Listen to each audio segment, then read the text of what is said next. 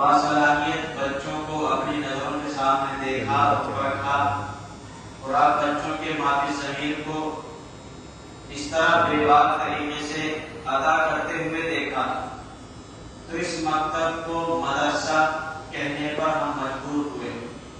یقیناً 2-3 بچیاں میرے پاس آئی، انہوں نے امتحان دیا، جانچ لی اور ان کی کتابوں کا امتحان لیا۔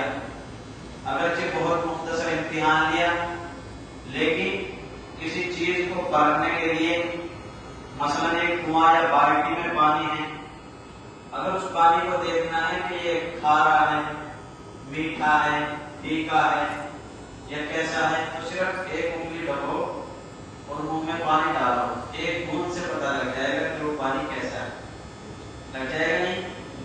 تو اس لیے سارے بچے بچیاں جو میرے سامنے ہیں، ان میں سے صرف 3 بچیوں کو دیکھا، اور 3 بچیوں کو دیکھ کر کے اندازہ ہوا کہ پورا کا پورا سمندر میٹھا، کنویں کا پانی پورا میٹھا ہے، اور یہ مکتب نہیں بلکہ مدرسہ ہے۔ ایسی تعلیم، ایسی تربیت باغا نے اپنے بڑے بھائی مولانا آفتاب صاحب، ان کے پاس آتا رہا ہوں، آپ بھی دیکھتے ہیں، کئی مرتبہ ان کے پاس آنا جانا ہوا اور ہوتا رہے گا انشاءاللہ۔ چونکہ جیسے بڑے بھائی فرما رہے تھے، بتا رہے تھے کہ شروع سے لے کر آج تک ہماری بات اور جڑی ہوئی ہے، تو یقیناً ہماری بات اور شروع سے جڑی ہوئی ہے۔ اور پھر مزے کی بات یہ ہے کہ والدہ نے ہمارے نام بھی آفتاب ماہتاب رکھ دیے۔ جیسے آپ دیکھتے ہیں آسمان میں چاند سورج اکٹھے رہتے ہیں نا، چاند بھی وہی نکلتا ہے، سورج بھی وہی نکلتا ہے، تو والدہ بڑی مزے کی بات ہے کہ والدہ نے بھی آفتاب ماہتاب نام رکھ دیے، چاند اور سورج، تو گویا شروع سے اکٹھے رہنا یہ خدا کا فیصلہ تھا۔ اور پھر دنیا میں تشریف لائے، دنیا میں بھی اللہ نے پیدا کیا تو اکٹھے پیدا کیے، تو شروع سے لے کر اب تک بات دور جڑی ہوئی چلی آ رہی ہے، اور اب تک ہمیں اللہ کا یہ احسان اور فضل ہم پر ہے کہ اللہ نے ہمیں شروع سے اب تک جوڑ رکھا ہے، پیار محبت اللہ نے عنایت کیا، یہ اس کا فضل اور احسان ہے۔ تو جیسے میں بتا رہا تھا کہ ماشاءاللہ آپ کا یہ مکتب مدرسے کی شکل اختیار کیے ہوئے ہے، آپ بچوں کی تربیت اور آپ کا ماحول، آپ کی تعلیم دیکھ کر کے اندازہ ہوا کہ سمندر میٹھا ہے، پانی بڑا اچھا ہے۔ آپ کی معافی زمین کو دیکھ کر کے بڑی حیرانی ہوئی، میں کہہ رہا نا کہ چھوٹی سی بوند سے پتہ لگ جاتا ہے بالٹی میں پانی میٹھا ہے یا پھیکا ہے۔ تو 3 بچوں سے معلوم ہو گیا کہ ماشاءاللہ آپ کا یہ مکتب نہیں بلکہ مدرسہ ہے۔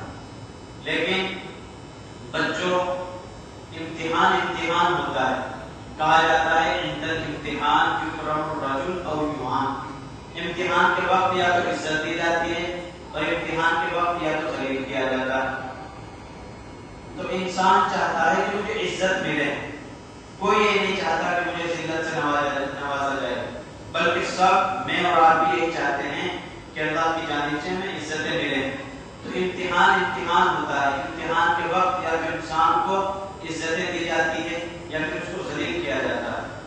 اس لیے بچوں اپنی تیاری شروع سے لے کر اخیر تک، چاہے ہمارے امتحان کسی بھی وقت کوئی بھی لیں، ہمیں تو عزت دے، ہمارے حالات ایسے ہوں، ہمارے ضمیر ایسے ہوں کہ اگر وہ ہم سے کچھ پڑھ کے یا ہم سے کچھ پڑھوا کے دیکھیں تو ہمارے ضمیر کو روشن پائے، ہمارے ضمیر کو مستقبل کو تابناک ہوتا ہوا پائے، سمجھ رہے نہیں؟ اس لیے بچوں کو چاہیے کہ روزانہ پابندی کے ساتھ مدرسے میں حاضر ہوں، مکتب میں حاضری درج کرائیں، کیونکہ بعض مرتبہ ایک رسالہ ہے، کتاب ہے علم اور علماء، ایک کتاب اسی طرح سے ایک اور کتاب ہے، اس میں یہاں تک لکھا ہوا ہے کہ جو بچہ غیر حاضری کرتا ہے، بعض مرتبہ غیر حاضری کی بنا پر اس بچے کو علم سے محروم کر دیا جاتا ہے، علم سے بالکل دور کر دیا جاتا ہے، پھر وہ بچہ نہ دنیا کا رہتا اور نہ آخرت کا رہتا۔ مطلب کیا؟ وہ دنیا میں بھی برباد اور آخرت میں بھی برباد۔ اس لیے بچوں کو چاہیے کہ محنت کے ساتھ پڑھیں، محنت کے ساتھ کام کریں۔ قرآن میں یہاں تک آیت میں نے بھی آیت پڑھی تھی، قُلْ هَلْ يَسْتَوِي الَّذِينَ يَعْلَمُونَ وَالَّذِينَ لَا يَعْلَمُونَ، یہاں تک فرمایا کہ آپ فرما دیجئے اے محمد، کیا وہ لوگ برابر ہو سکتے ہیں ان لوگوں کے جو جانتے ہیں اور جو جانتے نہیں؟ یعنی جو لوگ جانتے ہیں وہ وہ برابر ہو سکتے ہیں ان لوگوں کے والذین لا یعلمون جو جانتے نہیں. اور جاننے والے کون ہیں؟ عالم. نہ جاننے والے کون؟ جاہل. جاننے والے کون؟ جن کے پاس علم. نہ جاننے والے کون؟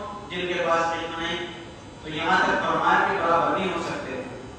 اہل علم اور اہل لا علم برابر نہیں ہو سکتے. اور مزے کی بات تو یہ ہے حضور نے فرمایا سب سے بہترین دنیا میں وہ انسان، وہ شخص اور وہ آدمی ہے جو قرآن کو سیکھتا سکھاتا ہے. خیرکم من تعلم القرآن وعلمہ. تم میں بہترین وہ شخص ہے جو قرآن کو سیکھتا اور سکھاتا ہے. آج تم بچے میں قرآن کو پڑھتے ہیں، تمام بچے اور قرآن سیکھتی ہیں. قرآن کا پڑھنا سیکھنا یہ بہت ضروری ہے. قرآن کا پڑھنا اور سیکھنا بہت ضروری ہے. یہاں تک لکھا ہے طلب العلم فریضہ، علم کا حاصل کرنا فرض ہے. علی کل حال، ہر حالت میں، ہر حالت میں علم کا حاصل کرنا اور سیکھنا فرض ہے. سمجھ رہے نہیں؟ اس لیے بچے اور بچیاں جتنی بھی ہیں، چاہے وہ چھوٹی ہوں بڑی ہوں، کسی بھی طرح کے بچے اور بچیاں ہوں، لیکن اگر تمہیں علم نورانی حاصل کرنا ہے، قرآن کو سیکھنا ہے، تو یقیناً بچوں تمہیں پابندی کرنی پڑے گی. اپنے حالات کو درست کرنا پڑے گا، اپنے دماغوں کو درست کرنا پڑے گا. بچے بہت سی مرتبہ ہچکچاتے ہیں، شرماتے ہیں، پڑھنے کے اعتبار سے شرما جاتے ہیں. ایسے نہیں. ہماری ضمیر کا ایسے ہونے چاہیے کہ ہم کسی بھی جگہ کسی بھی لائن میں کھڑے ہوں تو ہمیں سے جو بھی سوال کیا جائے فوراً اس کا جواب دیا جائے. ہماری شریعت کے مطابق، اسلام کے مطابق کیسے سوال ہم سے کیا جائے تو ہم فوراً اس کا جواب دے دیں. ایسے ہمارے ضمیر ہونے چاہیے. لیکن آج بچوں کو یقیناً آج کی جو نسل ہے، بہت ساری نسل میں ذمہ داری کے ساتھ یہاں تک کہتا ہوں کہ بہت سے بچوں کو یہاں تک بھی معلوم نہیں کہ ہم